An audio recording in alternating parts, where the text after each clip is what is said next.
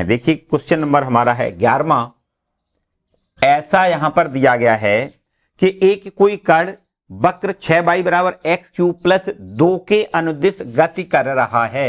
वक्र ये दिया गया है, ये है बाई 6y बराबर दिया गया है एक्स क्यूब प्लस 2 के अनुदिश गति कर रहा है। वक्र पर उन बिंदुओं को ज्ञात करिए। तो मान लेते हैं वक्र ये है, इस पर बिंदु हमें जो पूछा गया है वो मान लेते हैं x, y है। माना वक्र पर बिंदु x, y है। ठीक है, अब आगे आपसे ये कहता है कि उन बिंदुओं को ज्ञात करिए जबकि x निर्देशांक की तुलना में y निर्देशांक 8 गुना तीव्रता से बदल रहा है।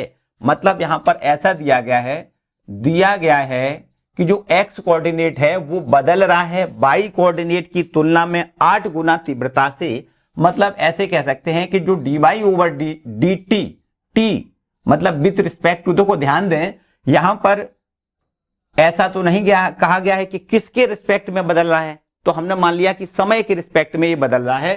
तो ये y निर्देशांक बदल रहा है समय के रिस्पेक्ट में।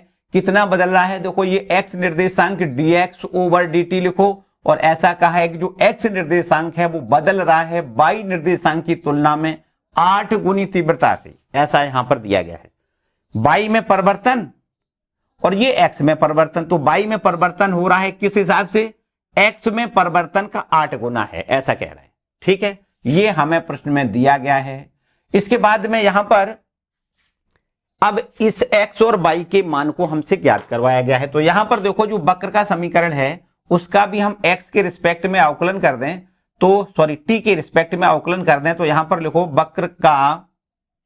वक्र 6y बराबर में एक्स क्यूब प्लस 2 का t के सापेक्ष अवकलन कर देते हैं। यहां पर अवकलन करने पर अगर t के सापेक्ष अवकलन कर दें तो ये 6 हमारा ज्यों का त्यों, y का अवकलन हो जाएगा dy ओवर dt, और बराबर में ये यहां पर x क्यूब का अवकलन 3x स्क्वायर, और फिर x का dx ओवर dt लिखेंगे, बराबर ये प्लस और 2 का अवकलन 0 लिखेंगे। ठीक है, यहां देखो 6 है, यहां 3 है, तो 3 से पूरा इक्वेशन डिवाइड हो जाएगा। तो इस तरीके से यहां पर हमें मिल जाएगा 3 दूनी 2 इंटू dy ओवर dt, बराबर में 3 का 3 ये कैंसिल हो जाएगा, तो x स्क्वायर इंटू में dx ओवर dt। यहां पर इसका हमने दूसरा नंबर डाल दिया। अब बच्चों इन दोनों को हल करो और हमें x और y के मान ज्ञात करने हैं। तो सिंपल सी बात ये दिखाई दे रही है कि हम समीकरण 2 में समीकरण 1 का अगर भाग कर दें, 2/1 कर दें, तो निश्चित रूप से यहां पर देखो ये मिल जाएगा 2 इंटू में dy ओवर dt, और भाग कर दें काहे से, dy ओवर dt से भाग कर दें। ठीक है, और यहां पर देखो ध्यान से ये लिखा है x square into dx over dt, और यहां भाग काहे से करना है, ये भाग करना है 8 इंटू में dx ओवर dt से। अब यहां देखो ये dx ओवर dt कैंसिल हो जाएगा, ये dy ओवर dt ये कैंसिल हो जाएगा, तो आगे आपके पास क्या मिल जाएगा, देखो 2 इधर बराबर, और यहां पर एक्स स्क्वायर बटे में क्या लिख देते हैं 8। ठीक है, क्रॉस मल्टीप्लाई कर दें तो एक्स स्क्वायर बराबर 8 दूनी 16, तो एक्स बराबर हो जाएगा 16 का वर्गमूल प्लस माइनस 4। ठीक है, अब इस x के मान को इस वक्र के समीकरण में रख दें, तो x बराबर देखो पहले प्लस 4 रख देते हैं, x बराबर 4 पर y का मान कितना मिल जाएगा, देखो यहां पर लिखो 6y बराबर x का मान लिख देते हैं 4 और इसका है क्यूब, और प्लस में लिख दें 2, तो ये 6y बराबर हो जाएगा 2 4 चौको 16 चौको 64 प्लस 2 मतलब 64 और 2 का योग करोगे 66, और y बराबर हो जाएगा 66 बटे में 6 मतलब 11 है। ठीक है, अब यदि हम x का मान -4 तब x का मान -4 रख दें, तब y का मान कितना होगा, देखो तब 6y बराबर x का मान लिखेंगे माइनस में 4 और इसका लिखें क्यूब, प्लस में लिख दें 2, तो 6y बराबर हो जाएगा माइनस का क्यूब, माइनस ही होता है, तो 4 चौको 16 चौको 64 लिखेंगे, प्लस में लिखें 2, तो 6y बराबर यहां से माइनस का 62 मिलेगा। इसके बाद y बराबर निकालोगे तो माइनस का 62 डिवाइड करो 6 से, तो माइनस का 31 बटे में, और ये हमारा 3। ठीक है, 2 से डिवाइड कर दिया तो -31 बटे 3, मतलब यहां पर जो हमें अभीष्ट बिंदु पूछे गए थे, तो हमारे ये अभीष्ट बिंदु हमें मिल जाएंगे कितने। देखो, एक पहला जब x का मान हमने लिखा है 4, जब x का मान 4 लिखा है तो y का मान मिला है 11, और जब x का मान -4 लिखा है तो y का मान माइनस में 31/3 दिखाई दे रहा है। ठीक है, यही बच्चों अभीष्ट बिंदु हमसे पूछे गए थे। ठीक है, तो ये हमारा 11वां प्रश्न हो गया। तो देखो ध्यान से, जल्दी से एक बार पूरा देख लिया करो और अच्छे से आपको नोट करना है। ठीक है बच्चों, आगे बढ़े क्वेश्चन नंबर 12वें पर। देखिए 12वां प्रश्न है, हवा के एक बुलबुले की त्रिज्या 1/2 सेंटीमीटर प्रति सेकंड की दर से बढ़ रही है। देखो त्रिज्या बढ़ रही है, बुलबुला का मतलब, कभी बुलबुले का सवाल आए तो समझो गोलाकार बुलबुला होता है, गोले का ही आपको फॉर्मूले लगाने हैं। ठीक है, तो गोलेकार गुब्बारा है या गोलाकार कोई बुलबुला है, एक ही बात है। इसकी त्रिज्या कह रहा है 1/2 सेंटीमीटर प्रति सेकंड की दर से बढ़ रही है। त्रिज्या में वृद्धि दर दी गई है, किसके रिस्पेक्ट में? प्रति सेकंड, मतलब समय के रिस्पेक्ट में वृद्धि हो रही है। आगे कहता है बुलबुले का आयतन किस दर से बढ़ रहा है, आयतन में वृद्धि दर पूछी गई है, जबकि त्रिज्या 1 सेंटीमीटर है। देखो ध्यान से, इसको रब कर लो पहले।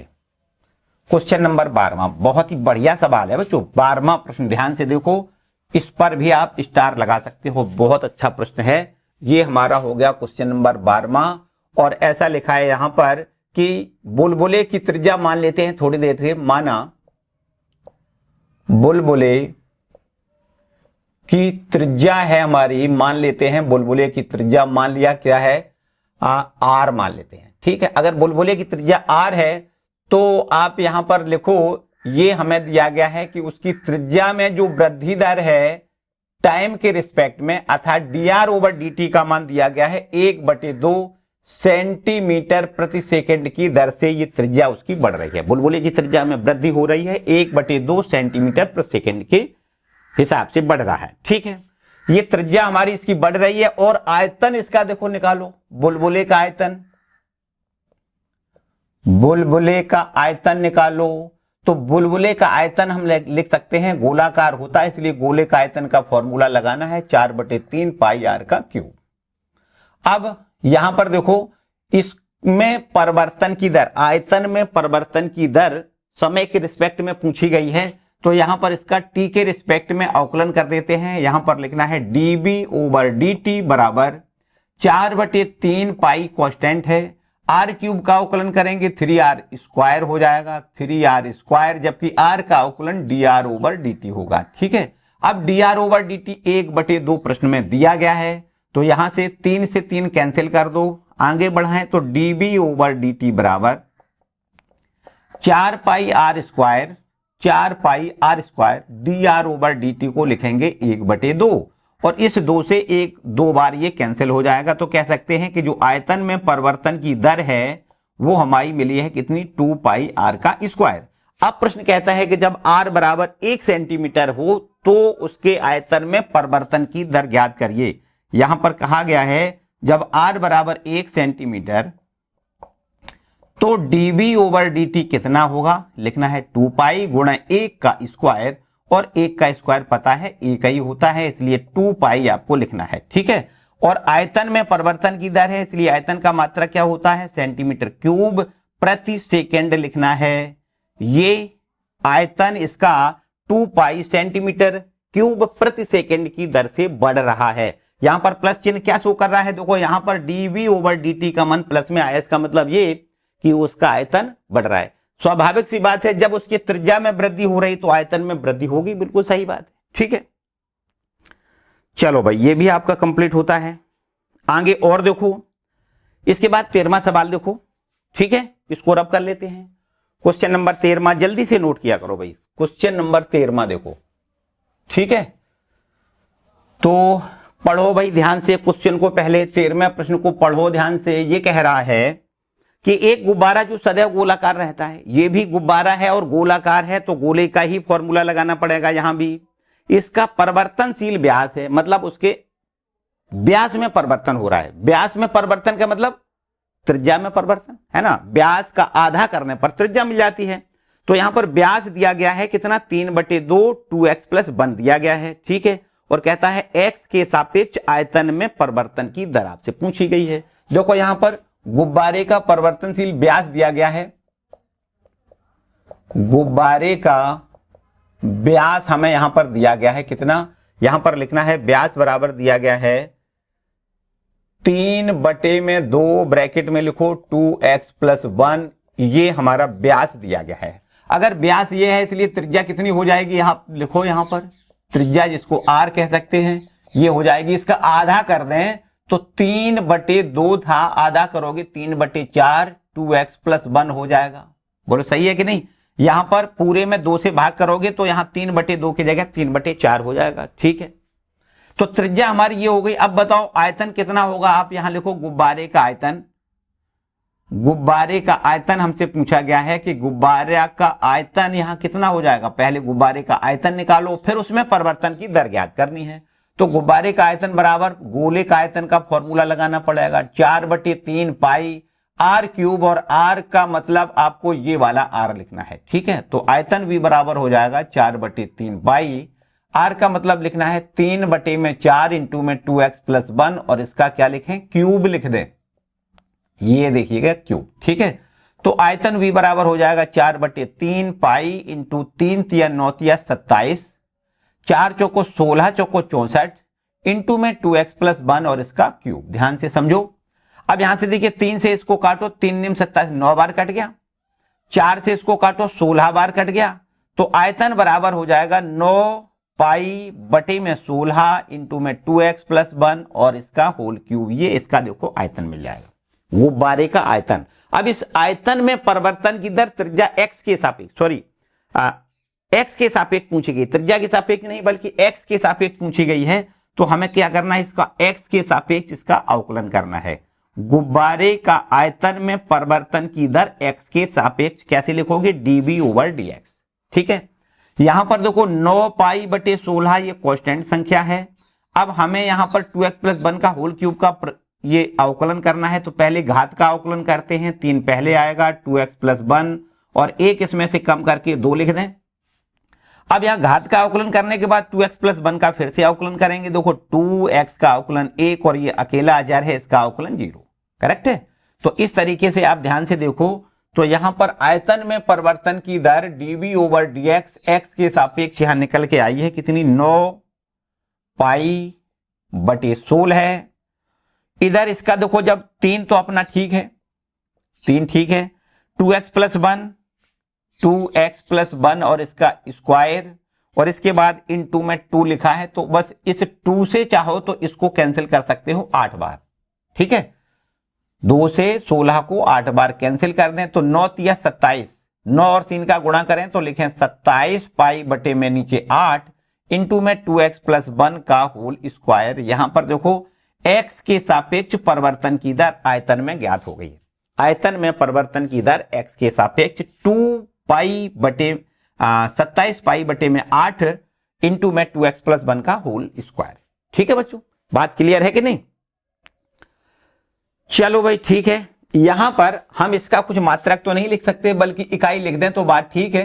क्यों, क्योंकि यहां पर हमें यह पता नहीं है कि उसकी त्रिज्या सेंटीमीटर में है, मीटर में है, क्या है ना। x का मान भी पता नहीं है कि x सेंटीमीटर में है, मीटर में है, इसलिए यहां पर कुछ भी मात्रक नहीं लिखना है, आपको इकाई लिख देनी है। ठीक है, चलो इसके आगे बढ़ते हैं, जल्दी से इसको भी नोट करो।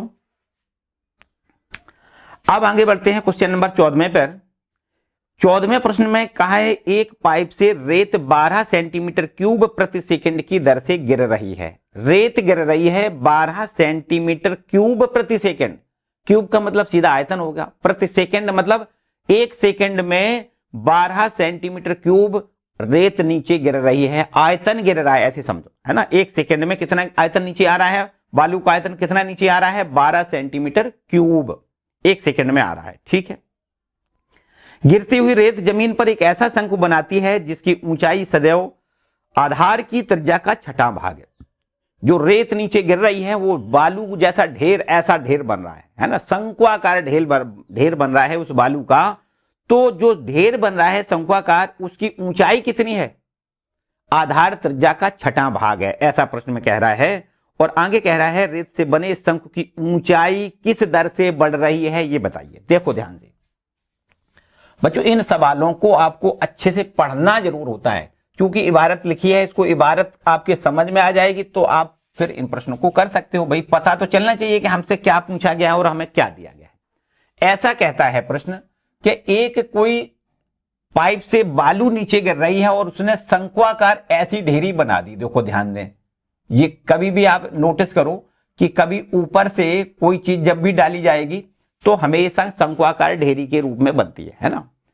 कोई अनाज अगर ऊपर से डाल दो तो भी एक ऐसी बनती कि नहीं, तो शंक्वाकार ढेरी बनती है ये। और ये शंक्वाकार जो ढेरी बनी है, उस ढेरी की जो व्यास है, त्रिज्या है, कहता है जिसकी ऊंचाई है वो त्रिज्या का छठा भाग है। देखो ध्यान दे, ये इसकी ऊंचाई है और ये इसकी त्रिज्या है। देखो यहां पर चित्र तो ऐसा कुछ बना है जो रियलिटी थोड़ी नहीं लग रही है, तो थोड़ा हम बड़ा चित्र बना देते हैं। ये देखिए, शंक्वाकार ढेरी कुछ इस प्रकार से बन रही है, इस तरीके से शंक्वाकार ढेरी बन रही है। ठीक है, ये इसकी ऊंचाई हो गई, ये ऊंचाई हो गई और ये उसकी त्रिज्या हो गई। अब सवाल कहता है कि ऊंचाई कितनी है। हमें यहां पर दिया गया है कि शंक्वाकार ढेरी की जो ऊंचाई है वो त्रिज्या का छठा भाग दी गई है। ये त्रिज्या है ना, इसका छठवां भाग दिया गया है।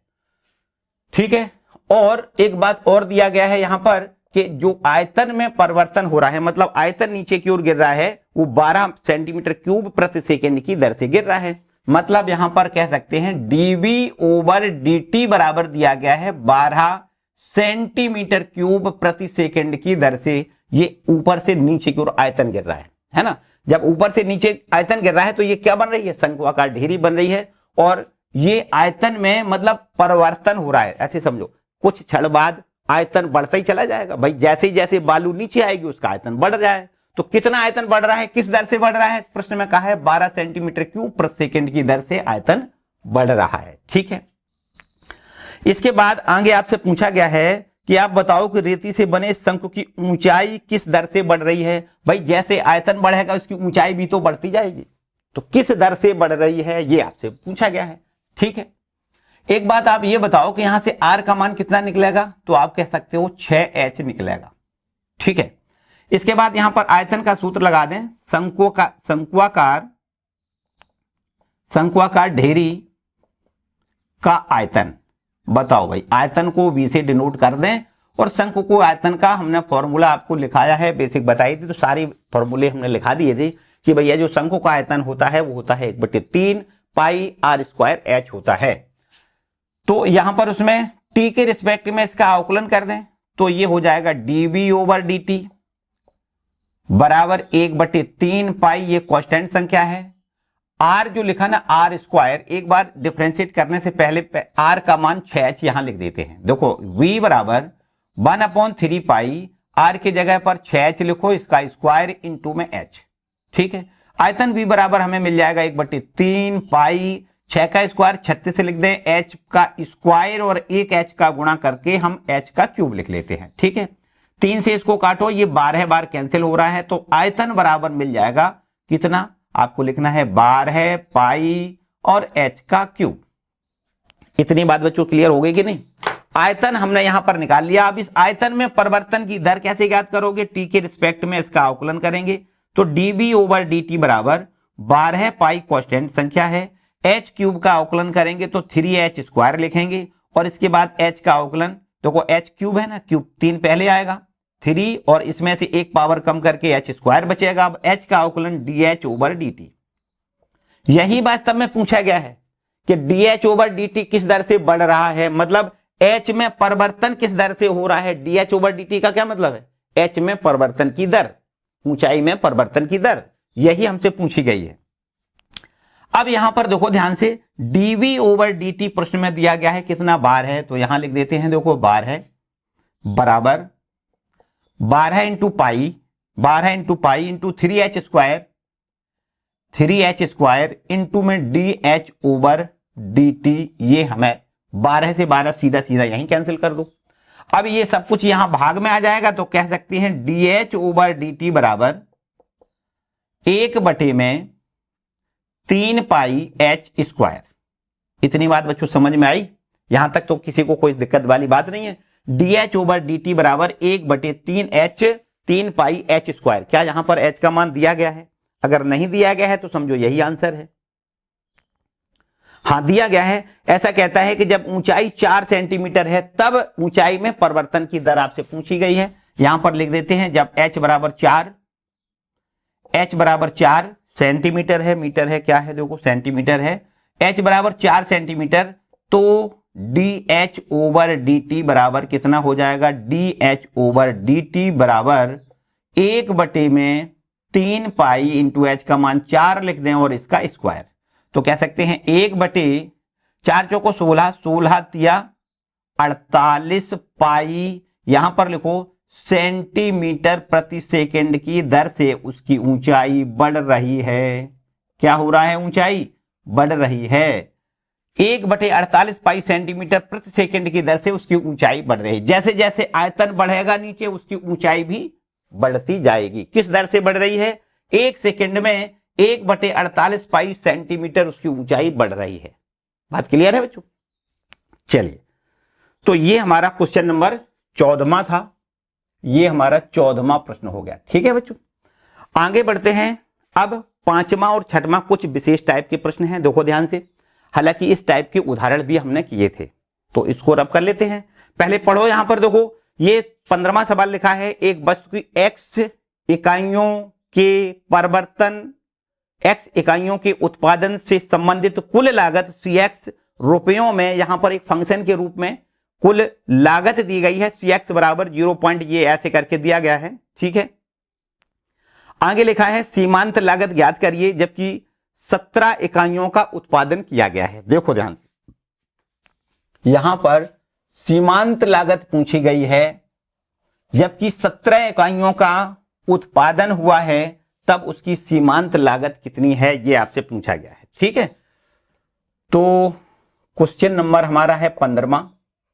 यहां पर x इकाइयों का उत्पादन हुआ है, कुल लागत के लिए ये हमारे पास एक फलन के रूप में लागत दी गई है। cx बराबर, ये यहां पर इस तरीके से लिखा है, cx बराबर रुपयों में दिया गया है 0.007 x का क्यूब माइनस 0.003 x का स्क्वायर, और फिर आगे है प्लस में 15x, और फिर प्लस में लिखा है 4000। ठीक है, ये हमें लागत के लिए एक फंक्शन दिया गया है और आपसे पूछी गई है सीमांत लागत बताइए कि इसमें सीमांत लागत इसकी कितनी होगी, मतलब मार्जिनल कॉस्ट कितनी होगी, है ना। लेकिन मार्जिन कब पूछा गया है? तब जब 17 इकाइयों का उत्पादन हुआ हो। ठीक है, यहां पर समझते हैं।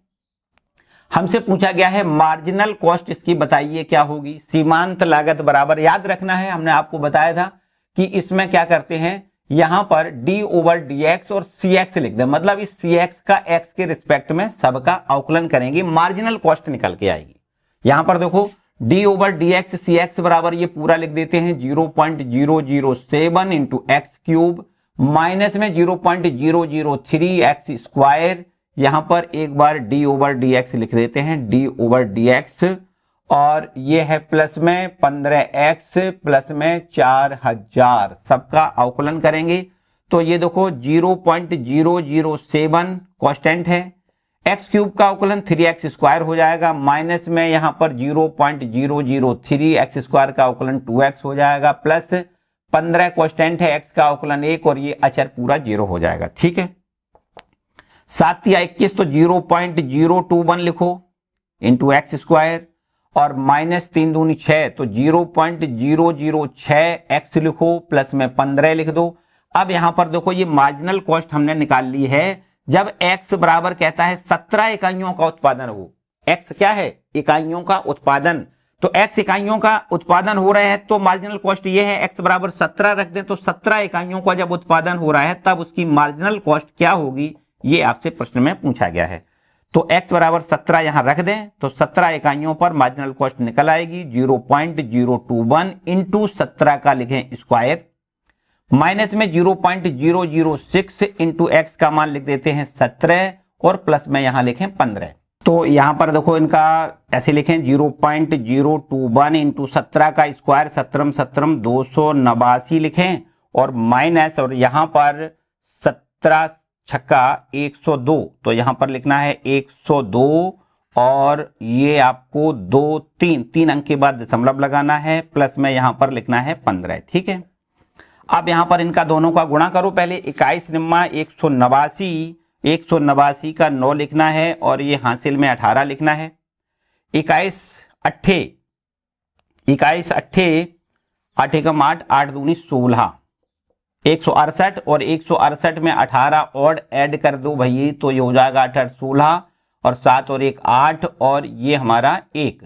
तो हासिल में यहां पर क्या मिलेगा, हासिल में 18 मिलेगा। और ये आपको देखो 21 दूनी 42 और 42 में 18 जोड़े तो 42 और 18 60 होता है। तो यहां पर आपको क्या लिखना है 60 और 1 2 3 अंक के बाद दशमलव लगाना है। ठीक है, इसके बाद में माइनस में 0.102 लिखो, प्लस में यहां 15 लिखो, 15 इसके साथ जोड़ो तो 15 और 6 21 हो जाएगा, 21.069, इसमें से घटा देना है 0.102 घटाओ भाई, कितना बचेगा, जो भी बचेगा वही इसका आंसर है। 9 में से 2 घटाओ 7 तो यहां लिखना है। ठीक है, यहां पर 6 है, 6 में से 0 घटेगा तो 6 बचेगा। ठीक है, यहां 10 में से 1 घटेगा तो 9 बचेगा, ये भी ठीक है, दशमलव लगा दो और यहां पर 20। ठीक है, यहां पर क्या लिखना है 20, तो ये 20.967 रुपया कह सकते हैं इसकी मार्जिनल कॉस्ट आएगी। जब 17 इकाइयों का उत्पादन है तो उसकी मार्जिनल कॉस्ट कितनी आएगी, 20.967 रुपया। करेक्ट है बच्चों। चलो भाई, इसी पैटर्न पर आपका अगला प्रश्न भी है, ध्यान से देखो, इसी पैटर्न पर आपका अगला प्रश्न भी है। यहां पर आय के लिए रेवेन्यू दी गई है। यहां पर कहता है किसी उत्पादन की x इकाइयों के विक्रय से प्राप्त कुल आय RX रुपयों में, RX बराबर इतना दिया गया है और इसमें कहा गया है कि सीमांत आय बताइए। रेवेन्यू पूछी गई है कि इसमें जो है जब x बराबर कहा है 7 इकाइयों का उत्पादन हुआ हो तो उसका रेवेन्यू कितना होगा, ये आपसे पूछा गया है। देखो ये हमारा हो गया क्वेश्चन नंबर 16। ठीक है भाई, यहां पर देखो RX बराबर दिया गया है, RX बराबर ये फलन के रूप में दिया गया है, आय फलन है हमारा, RX बराबर 13x का स्क्वायर, 13x स्क्वायर, प्लस में इधर दिया गया है 26x और प्लस में 15 दिया गया है। ठीक है, और इसमें सीमांत आय पूछी गई है, रेवेन्यू पूछी गई है। ध्यान से देखो तो इसको इस तरीके से कर दें, मार्जिनल रेवेन्यू MR बराबर D/dx RX, इसको ऐसे कर दें। ठीक है, x के रिस्पेक्ट में इस RX का अवकलन करना है, यहां लिखते हैं D/dx, यहां लिख दें 13x स्क्वायर, प्लस में लिखो 26x, प्लस में लिखोगे 15। और इस तरीके से x के रिस्पेक्ट में जब अवकलन करोगे तो वो 13 तो कांस्टेंट है, x स्क्वायर का अवकलन 2x लिखना है, प्लस में यहां 26x का अवकलन 1 और प्लस अचर का अवकलन 0। तो इस तरीके से 13 दूनी 26x प्लस 26 यहां से हमें मिल रहा है। ठीक है, अब प्रश्न कहता है जब x बराबर कितनी इकाइयों का उत्पादन हुआ है। देखो कहता है जब x बराबर 7 है तो उसका मार्जिनल रेवेन्यू कितनी आएगी, यहां पर लिखो x बराबर 7, तब मार्जिनल रेवेन्यू आपकी कितनी आएगी, तो यहां पर लिखना है 26 गुणे x के जगह 7 और प्लस में 26। ठीक है, तो कह सकते हैं 26 और 1 27, ऐसे भी लिख सकते हो, 26 गुणे 7 है, 7 और 1 8, कह सकते हैं 8 गुणे 26। ठीक है, 8 गुणे 26, ये 7 गुणे 26 है, ये 1 गुणे 26 है, तो 26 और 1 26 गुणे 7, या फिर इसको ऐसे कह सकते हो, कोई जरूरी नहीं है, 26 आप कॉमन ले लो तो यहाँ 7 प्लस 1 ऐसे समझ में आएगी, है ना। तो इस तरीके से देखो ये 26 और यहां पर 8 से मल्टीप्लाई कर दो, 8 छंग 48 में 8 हासिल में 4, 8 दूनी 16 और 4 20, और ये कह सकते हैं 204 रुपया जब 7 इकाइयों का उत्पादन हुआ हो तो मार्जिनल रेवेन्यू कितनी मिलेगी? 208 रुपया होगी। ठीक है बच्चों, चलो भाई इसको भी नोट करो और 2 विकल्प में आपके प्रश्न हैं उनको भी कर लेते हैं। देखो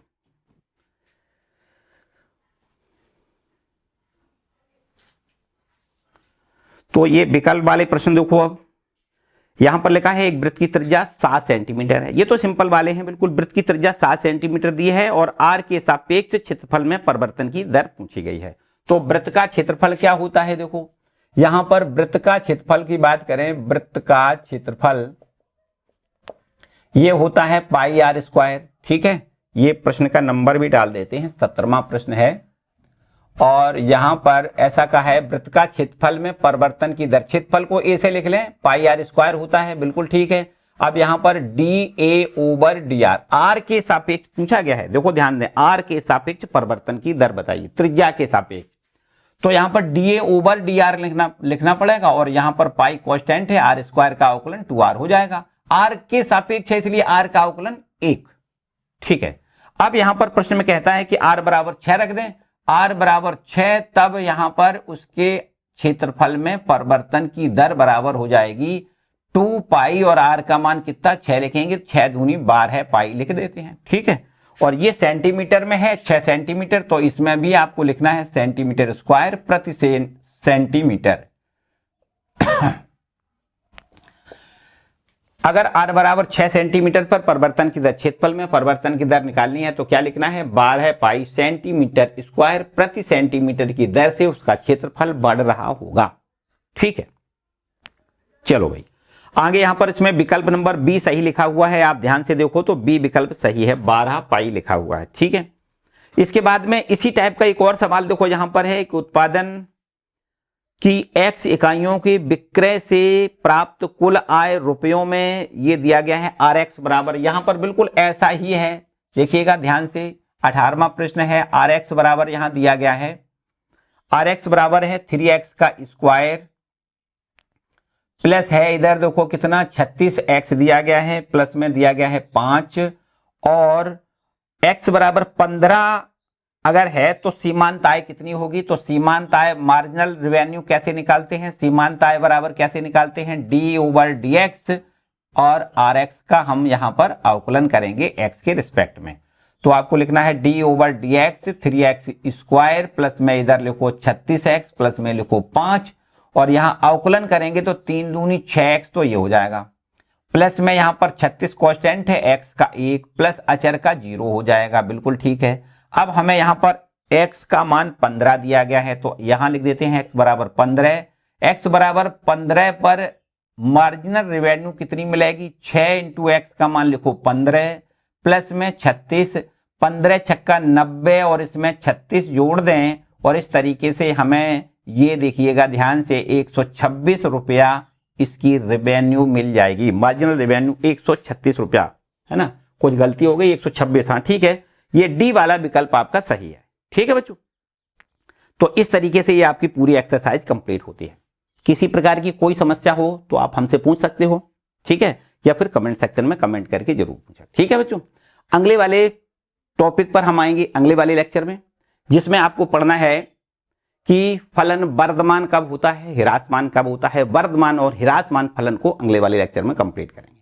ठीक है, आई होप आप यहां तक तो बिल्कुल ठीक होगा, किसी को कोई समस्या नहीं। ठीक है बच्चों, मिलते हैं अगले वीडियो में, तब तक खुश रहें, मस्त रहें और पढ़ते जरूर रहें। अगर चैनल पर नए आए हैं तो भैया चैनल को सब्सक्राइब कर लें, ठीक है, और वीडियो को लाइक नहीं किया है तो जरूर कर दें। मिलते हैं अगले वीडियो में, तब तक खुश रहें, मस्त रहें और पढ़ते रहें। Bye bye, all the best.